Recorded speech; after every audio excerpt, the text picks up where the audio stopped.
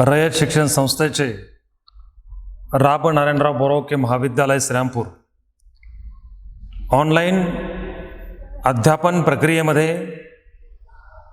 सर्व विद्यार्थ्यांचे सहर्ष स्वागत करत आहे। मी बनकर यूपी आज या ठिकाणी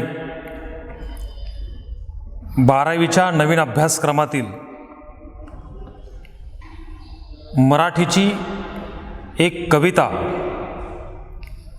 जिचं शीर्षक आहे अर्शातली स्त्री, कवयित्री आहेत हिरा बनसोडे। आता कोणत्याही प्रकारच्या कवितेच्या रचनेच्या पाठीमागे त्या कवीचा एक अंतरात्मा बोलताना आपल्याला पाहायला मिळतो। म्हणजे अंतरीचे धावे स्वभावे बाहेरी या उक्तीप्रमाणे ही कविता हिरा बनसोडे यांनी आपल्या प्रतिभेच्या दोरावर शब्दबद्ध केलेली आहे असं लक्षात येतं। एक आंबेडकरी साहित्य चळवळीतील पहिल्या पिढीतील कवयित्री म्हणून या हिरा बनसोडे यांच्याकडे पाहिलं जातं। अनेक कवितांचं वाचन, अनेक कवितांचं लेखन,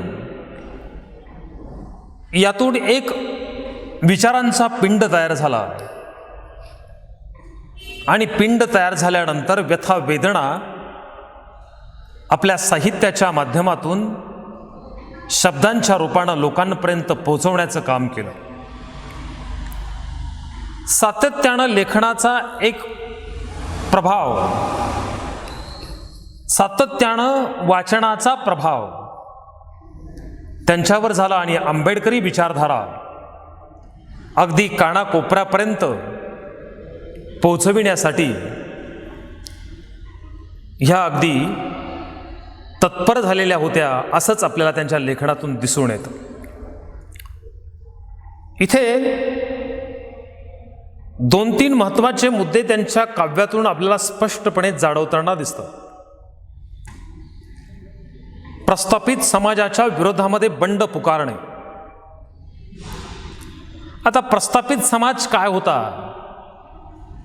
तो समाज काय करत होता आणि अशा प्रकारच्या या प्रस्थापित समाजाच्या विरोधामध्ये बंड पुकारून व्यवस्थेला जाब विचारण्याचं काम त्यांच्या लेखनातून आपल्याला पाहायला मिळतं।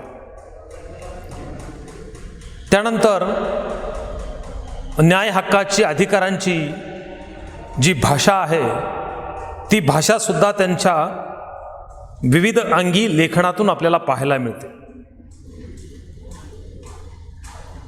आपला न्याय, आपला हक्क हा आपला अधिकार आहे या वाणीनं ते ज्यावेळेस लिहायला लागतात त्यावेळेस तशाच प्रकारची कवितेतील आणि त्यांच्या लेखनातील नायिका आपल्याला पाहायला मिळते।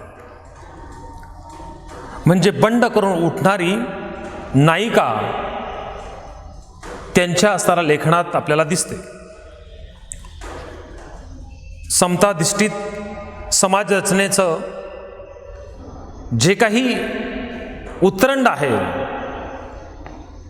किंवा वेगवेगळ्या प्रकारच्या जाती व्यवस्थेनं आपला समाज बनलेला आहे आणि त्यातून सर्व समाज माणूस म्हणून, व्यक्ती म्हणून एकसारखा आहे आणि याच विचारांना जन्म देणारी त्यांची दलित स्त्री त्यांच्या लेखनातून आपल्याला दिसते। या हिरा बनसोडे यांनी एक सामाजिक वास्तव आणि सामाजिक सांस्कृतिक परिवर्तन ह्याही गोष्टी त्यांनी त्यांच्या कवितेतून हाताळल्या। आता फिर्याद असेल, फिनिक्स असेल किंवा पौर्णिमा असेल, पौर्णिमा ही कविता संग्रह तर अमेरिकेच्या एका विद्यापीठामध्ये अभ्यासायला आहे।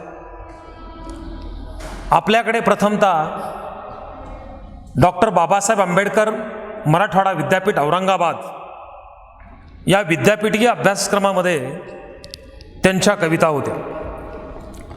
आता अशा प्रकारची साहित्यिक ओळख या हिरव बनसोडेंची आपल्याला करून घेता येईल. त्यांच्या जन्माच्या आणि त्यांचा हा पिंड घडण्याची पार्श्वभूमी कशी आहे ते जर पाहायचं ठरलं तर पुणे जिल्ह्यातील पुरंदर आणि त्यातलं एक गराडे नावाचं गाव, खेडेगाव, तिथे हिरा बनसोडेंचा जन्म झालेला. त्यांचे वडील म्युन्सिपॅलिटीमध्ये कामगार होते आणि कामगार असल्यामुळं व्यथा वेदना किंवा समाजातील स्त्री म्हणून मिळालेली अवहेलना त्यांनी त्या काळातच अनुभवलेली आहे. आणि अशा प्रकारच्या या अवहेलनेच्या तीव्र जखमा आयुष्यभर त्यांच्या लेखणीतून शब्दबद्ध होताना आपल्याला दिसतात. वास्तविक पाहता हे सगळ्याच्या सगळं मानवी वृत्ती आणि प्रवृत्तीमुळे होत आहे. न्याय अन्यायांची जी काही फिकीर आहे, जी काही तमा आहे, ती त्यांनी आपल्यामध्ये बाणवली आणि विविध अंगी अशा प्रकारच्या रचना त्यांनी आपल्या कवितेच्या माध्यमातून करून दाखविल्या. आत्ताच त्यांचा एक अनुभवाचा एक व्हिडिओ मला माझा पाहण्यात आला. त्यामध्ये तर त्यांनी सांगितलं, बालपणचं जीवन इतकं काट्याकुट्यांनी ग्रासलेलं होतं आणि या ग्रासलेल्या काट्याकुट्याच्या जीवनात ज्यावेळेस कोणीतरी आपल्याला ही लेखनाची प्रेरणा देतं आणि ही प्रेरणा देण्याचं काम त्यांच्या सासऱ्यांनी केलं, त्यांना लिहितं केलं, त्यांच्या विचारांना वाट मोकळी करून देण्याचं प्रोत्साहन त्यांनी दिलं. तर अशा पद्धतीनं त्यांनी या कवितेतून आरशातली स्त्री ही कविता, त्यांचा कविता संग्रह फिनिक्स यातून घेतलेली आहे. आता स्त्रीच्या आयुष्यामध्ये अनेक स्थित्यंतरं घडतात, अनेक परिवर्तनं घडतात. म्हणजे बालपणापासून तर अगदी तिच्या वार्धक्यापर्यंत अनेक प्रकारचे स्थित्यंतर तिला पाहावे लागतात. एक स्त्री म्हणून समाजामध्ये समानतेची वागणूक तिला मिळते का, हा एक प्रश्न आहे. आणि त्याचबरोबर अनुराधा पाटील नावाच्या एक कवयित्री आहेत, किंवा शांता शेळकेंच्या पैठणी नावासारखी कविता असेल, किंवा खांब नावासारखी कविता, सगळं घर तोलून धरण्याचं काम जर कोण करत असेल तर स्त्री करते. पण तरीसुद्धा कौटुंबिक जबाबदारी तिच्या माथ्यावर टाकून बाकीचं सगळं निवांत करणं, निवांत आपण राहणं, अशा प्रकारच्या पुरुषी भावामध्ये राहणारे जी लोक आहेत त्यांना चपराक देण्याचं काम त्यांच्या कवितेतून कवयित्री करताना दिसतात. या प्रसंगामध्ये एक संदर्भ म्हणून मला कविता इथे सांगावी लागेल. वास्तविक पाहता प्रास्ताविकांमधून हा विषय आपल्याला समजून घेता येईल. या कवितेमधला असणारा विषय प्रस्थापित समाजांच्या विरोधामध्ये बंड पुकारणारी स्त्री किंवा सामाजिक वास्तव तसेच सामाजिक न्याय भूमिका मांडणारी कविता म्हणून हिच्याकडे पाहिलं जातं.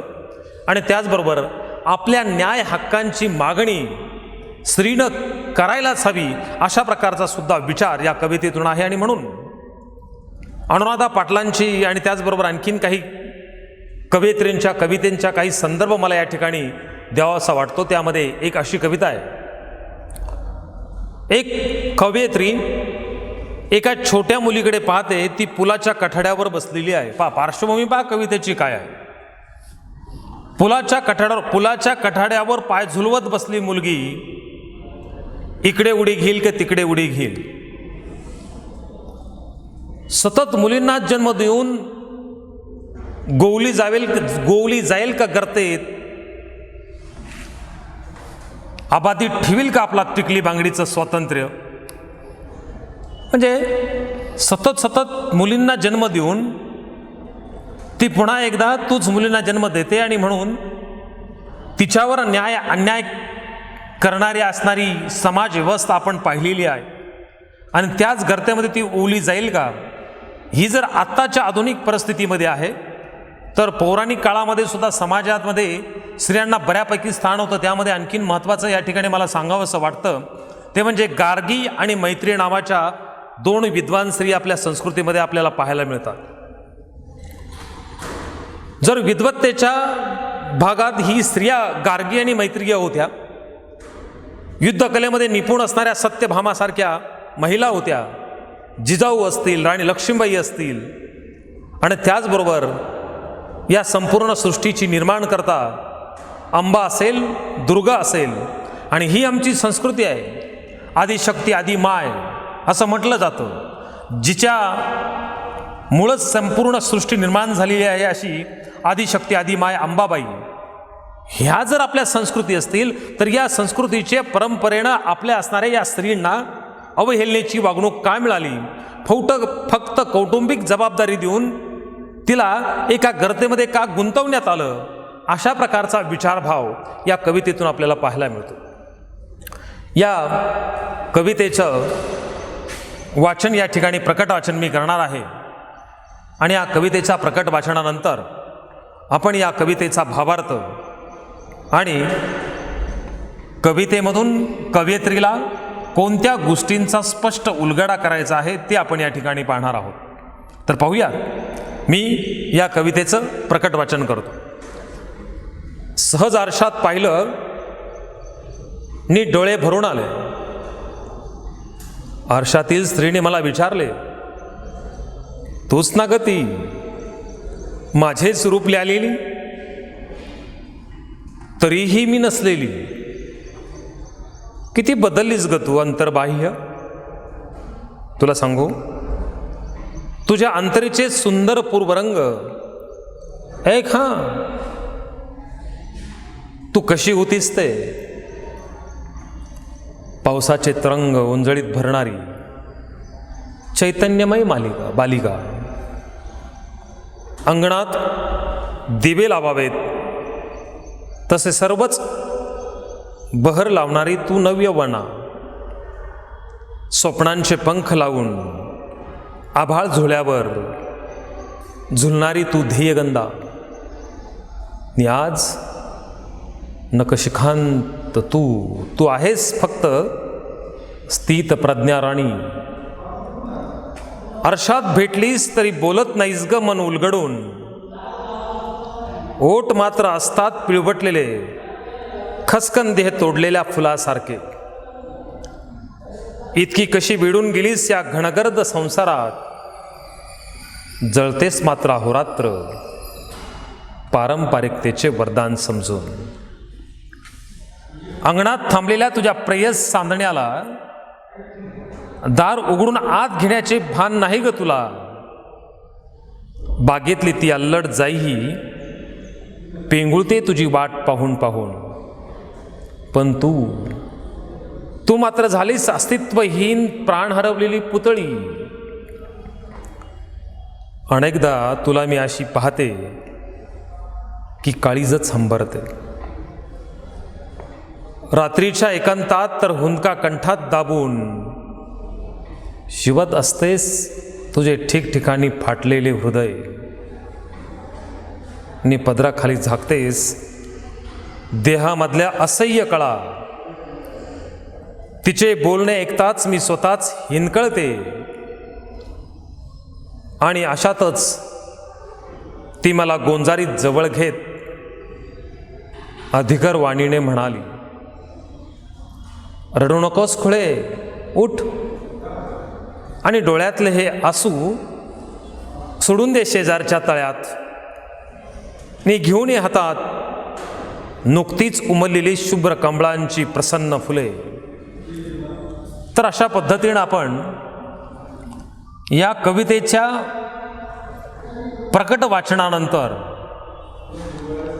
या कवितेतून हिरा बनसोडे यांना स्त्रीच्या आयुष्यामध्ये घडलेली जी काही स्थित्यंतर आहे तिचा अगदी बारकाव्याने वेध घेण्याचा प्रयत्न त्या करता आहेत. तिच्या वाट्याला आलेल्या दुःख, वेदना, व्यथा शब्दबद्ध करताना कवयित्री म्हणते, आणि ती स्त्रीच ज्यावेळेस नकळतपणे एखाद्या वेळेस आरशाच्या समोर जाऊन उभी राहते, त्यावेळेस तिला तिचं प्रतिबिंब दिसतं. आणि त्या आरशात तिनं प्रतिबिंब पाहिल्यानंतर आणि तिला ते पाहिल्याबरोबर रडू कोसळतं. तिचे डोळे भरून येतात, डोळ्यातील आसवे टपटप गळायला सुरुवात होते. आणि असं पाहिल्याबरोबर ती आरशातली स्त्री आरशाच्या बाहेर असणाऱ्या स्त्रीशी संवाद साधते आहे, बोलायला लागते आहे. आता वास्तविक पाहता आरशातली असणारी स्त्री ही आरशाच्या बाहेर असणाऱ्या स्त्रीचं प्रतिबिंब आहे, पण तरी सुद्धा आरशाच्या आतमधली स्त्री बाहेरच्या स्त्रीच्या बरोबर हितगुज साधते, संवाद साधते आहे. आणि त्या आरशातल्या स्त्रीने त्या बाहेरच्या स्त्रीला विचारलं, तोच ना ग ती? म्हणजे वास्तविक पाहता ती आणि ही ह्या वेगळ्या नसून, परंतु आपल्या व्यवस्थेनं निर्माण केलेल्या त्या दोन वेगळ्या स्त्रिया आहेत. एक आधीची वेगळी होती आणि नंतरची वेगळी आहे. तिच्या अस्तित्वाच्या पाऊलखुणा बालपणच्या वेगळ्या असतील, पण आता मात्र तिला ती वेगळी भासते आहे.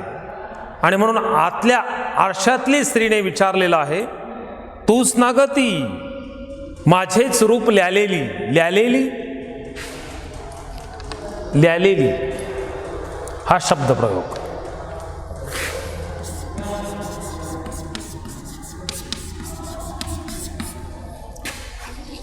आता ल्यालेली अर्थात धारण केलेली.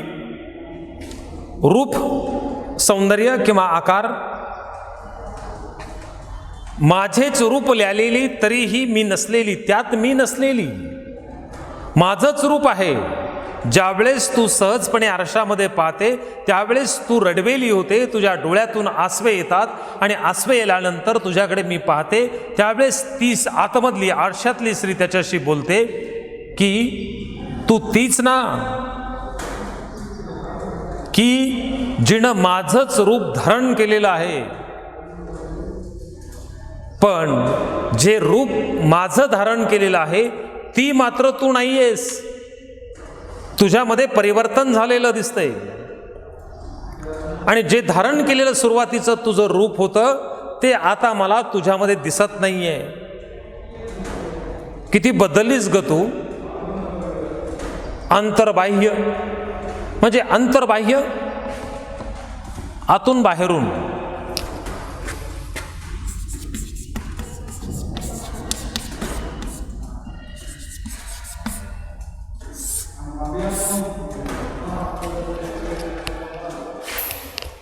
अंतर्बाह्य, आतून बाहेरून. बदललेलं, परिवर्तन झालं, स्थित्यंतर घडली.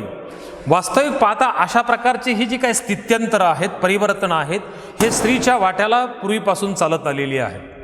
आता याचं कारण असं की जी घराची आर्थिक संपन्नता आहे त्याची जबाबदारी पुरुष प्रधान संस्कृतीने आपले स्वतःकडे घेतली आणि कौटुंबिक जबाबदारी जी आहे ती स्त्रीकडे टाकली आणि त्यामुळं तिच्यातलं हे परिवर्तन झालं.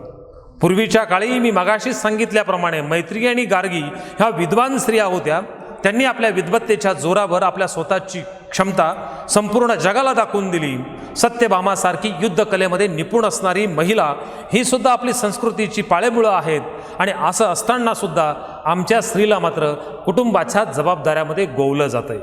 आणि म्हणून हे जे काही परिवर्तन आहे हे ज्यावेळेस या हिरा बनसोडेला दिसतं त्यावेळेस ती म्हणते की तू किती बदलली. अंतर्बाह्य, आतून आणि बाहेरून दोन्ही बदललेलं आहे. तुझं रूपडं तर बदललं पण अंतर्मनातून सुद्धा तू किती उदासवाणी झालेली आहेस असंच त्यांना सांगायचं. तुला सांगू, तुझ्या अंतरीचे सुंदर पूर्वरंग, अंतरीचे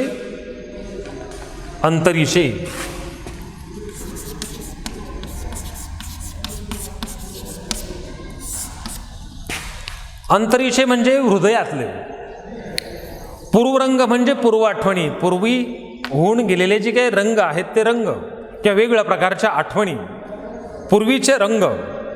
तुला सांगू तुझ्या अंतरीचे सुंदर पूर्वरंग एक, तू कशी होतीस ते. तर या पहिल्याच कडव्यामधून हिरा बनसोडे यांनी आपल्या असणाऱ्या या कवितेतून स्त्रीचं जे काही परिवर्तन आहे, स्त्रीच्या मध्ये घडलेलं स्थित्यंतर आहे, ही स्थित्यंतर तिची तीच तिला सांगते आहे, अशा प्रकारची अवस्था आहे. नकळतपणे आरशात पाहिल्यानंतर रडवेलं होणं, आसवे येणं आणि आरशातली स्त्री त्या बाहेरच्या स्त्रीच्या बरोबर संवाद साधणं आणि ती तिला ओळख दाखवते, तीच तू ना, माझंच असणारं रूप लिहिलेली, माझंच रूप धारण केलेली. पण आता तू मात्र पहिल्यासारखी राहिलेली नाही, तुझ्यामध्ये परिवर्तन झालेलं आहे. किती बदललेली आहेस तू. तुझ्या अंतर्मनाचं ठाव घेणं आता तर शक्यच राहिलेलं आहे. तुझ्या मनात काय चाललेलं ते सांगता येणार नाही आणि तुझी शारीरिक ठेवण सुद्धा आता बदललेली आहे. तुझ्या हृदयातील जे काही पूर्वीचे रंग होते ते रंग मी तुला आता सांगणार आहे, तू ऐक. जरा कान उघडे ठेव आणि नीट माझं तुझं पूर्वीचं जे पूर्व आयुष्य होतं ते मी तुझ्या समोर मांडते, तू जरा ते ऐक. काय होतीस तू. आता वास्तविक पाहता या दोन गोष्टी आहे. एक तर तुमचं मनामध्ये तुम्ही चांगलं काम करू शकता आणि एक तर कोणाचं मन न मोडता तुम्हाला काम करावं लागतं आणि ही सुद्धा या दोन बाजू आहे. प्रेम गली अति साखरी इनमे ना दोन समाई, याच्या दोन्ही राहू शकत नाही. एक तर प्रेम आणि दुश्मनी या दोन्ही गोष्टी एकाच ठिकाणी राहू शकणार नाही. जर कोणाचं तरी मन दुखवायचं असेल तर कुठेतरी चांगलं होत असतं आणि कोणाचं तरी मन सांभाळायचं असेल तर त्याचा त्रागा, त्याच्या वेदना आपल्याला घ्याव्या लागतात. आणि अगदी तेच दुसऱ्याचं मन सांभाळण्यासाठी स्वतःला त्रागा करून घेणारी, समाजामध्ये अनेक प्रकारच्या अवहेलनेला सामोरं जाणारी ही स्त्री आपल्याला या कवितेतून पाहायला मिळते. ती सांगते, तू कशी होतीस ते ऐक. तुझं पूर्वरंग काय होतं ते मी तुझ्या समोर मांडतोय. पावसाचे तरंग उंजळीत भरणारी चैतन्यमय बालिका. आपण बालपणी ज्यावेळेस पावसांची थेंब असे टिपटिप टिपटिप टिपटिप अशा प्रकारचे थेंब पडतात त्यावेळेस त्यांना उंजळीत घेऊन असं उडवण्याचं काम बऱ्याच बालिका किंवा बालकं खेळताना आपण पाहिलेली आहेत. तर तू आता तुझ्या चेहऱ्यावर अनेक प्रकारचे जे काही प्रश्नचिन्ह आहेत, त्यापूर्वी तू काय होती तर पावसाचे तरंग लहान लाटा, छोट्या लाटा, तरंग.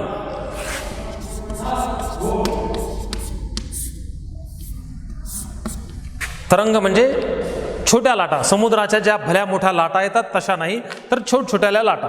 पावसाचे तरंग, पावसाच्या येणाऱ्या छोट्या छोट्या लाटा आहेत, सपके आहेत, जे पावसाच्या थेंबांचे सपके लागतात ते सपके. आणि असे ओंजळीत भरणारी तू चैतन्यमय बालिका होती. चैतन्य, उत्साह निर्माण करणारी, चैतन्य निर्माण करणारी, वातावरण बदलून टाकणारी बालिका होतीस. असंच एका हिंदीच्या साहित्यामध्ये एका चुलबुली अतिशय अल्लड बालिकेचं वर्णन एका कवीने अतिशय सुंदर केलंय बा. ती अल्लड बालिका काय होती. ही पावसात खेळणारी बालिका आहे आणि त्या कवीच्या असणाऱ्या कवितेमध्ये येणारी बालिका काय आहे ते मी तुम्हाला सांगतो. त्याची पार्श्वभूमी सांगतो आणि नंतर तुम्हाला यामध्ये संदर्भ का दिला तोही लक्षात येईल. हिंदीतली कविता आहे. एक 10-11 साल की बच्ची छत पर जाके चांद को निहारती, निहारते निहारते चांद से गप्पे लड़ाती, गप्पे लड़ाते लड़ाते वो चांद से कहती, तुम तो बड़े गोलमटोल हो, जब बढ़ते हो तो बढ़ते ही चले जाते हो और जब कम होते हो तो कम ही होते चले जाते हो. अगर ये आपको बीमारी न होती तो मैं आपसे फौरन शादी कर लेती. पहा, ही अल्लड बालिका त्या चंद्राच्या प्रेमात पडते आणि चंद्राबरोबर हितगुज साधते आणि हितगुज साधल्याबरोबर ती त्याच्याबरोबर प्रेम करून त्याच्याबरोबर लग्न करण्यासाठी सुद्धा तयार होते.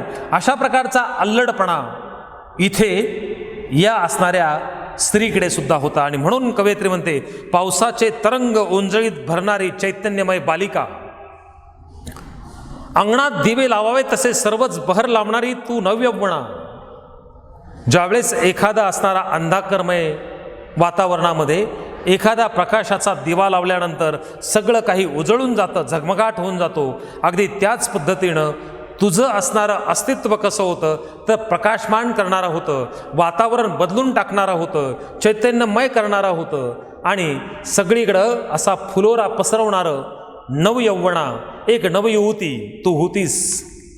म्हणजे ज्याप्रमाणे एखाद्या असणाऱ्या अंधाकरमय अंगणामध्ये दिवे लावावेत आणि त्या दिव्याच्या प्रकाशानं संपूर्ण अंगण उजळून जावं, अगदी तशाच प्रकारचं तू होतीस. म्हणजे अंगणाला उजळून टाकणारा तू दिवा होतीस.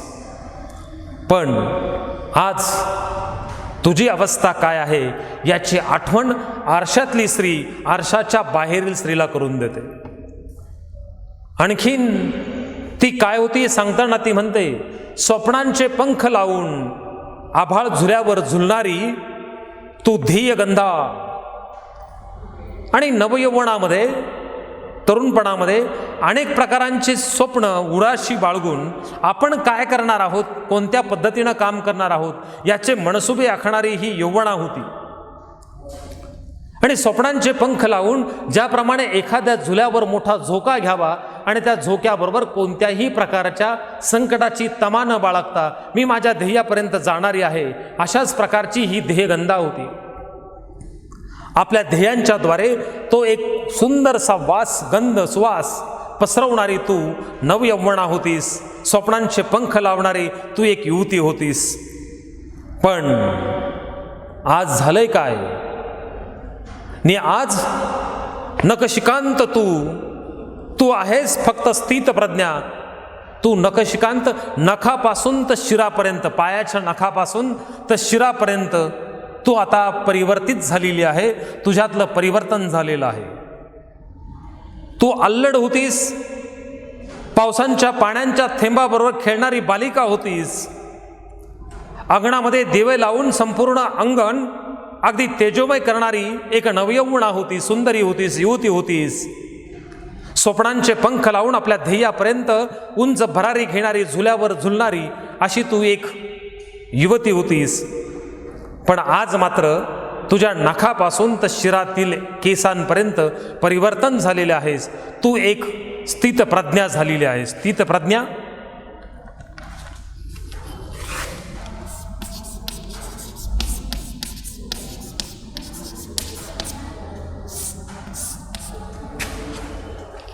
कोणतंही परिवर्तन न स्वीकारणी आहे त्या अवस्थेमध्ये राहणारी स्थितप्रज्ञा.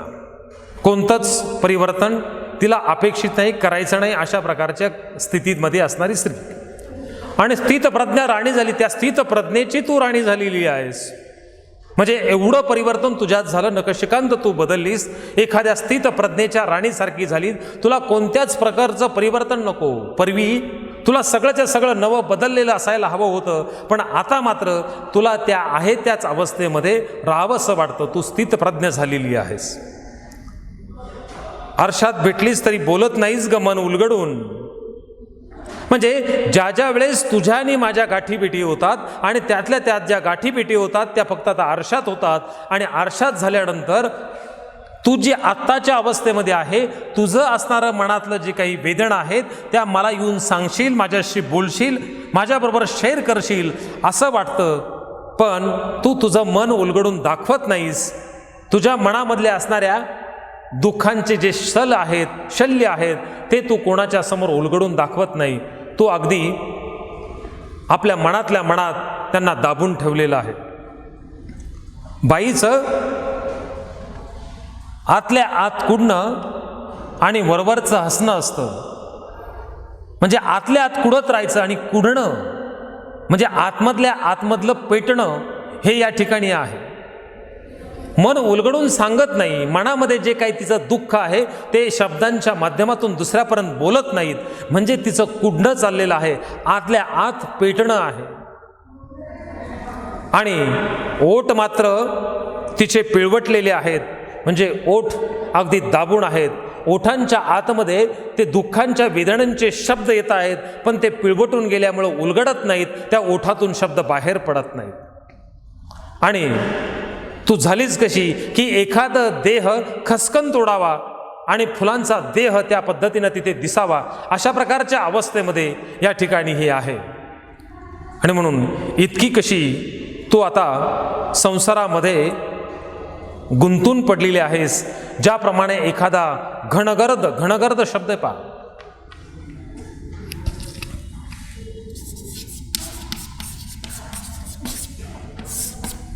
घनगर्द। आता घनगर्द म्हणजे घणाच्या सारखा, घण म्हणजे आकाशातलं घण, जागू जागू जीव जडत जो हे जग जामिनी, देह नेह गय जैसे घण दामिनी। घण म्हणजे पावसाचा जो घण ढग, तो त्याच्यामध्ये ज्याप्रमाणे दामिनी असते म्हणजे चपला असते, वीज असते, तशाच पद्धतीने तुझ्याकडे सुद्धा त्या विजे इतकी ताकद आहे, पण ती ताकद आता संसाराच्या रबडग्यानं तुझ्यातून ती सगळी विजला, ती चपला शांत पडलेली आहे असं वाटतं।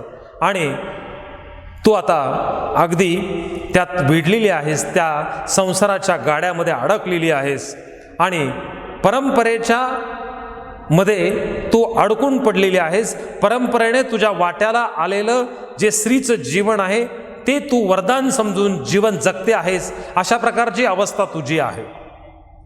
परंपरेने तुझ्याकडे कुटुंबाची जबाबदारी दिली हे मान्य, पण त्या असणाऱ्या जबाबदारीतून आपलं असणारं मन मोकळंच करायचं नाही असं अजिबात होत नाही। आणि म्हणून तू हे मोकळं करत नाहीस, तुझ्या ओठातून शब्द बाहेर पडत नाहीस, आणि म्हणून तू आतल्या आत जळते आहेस, अशा प्रकारची अवस्था या ठिकाणी आहे।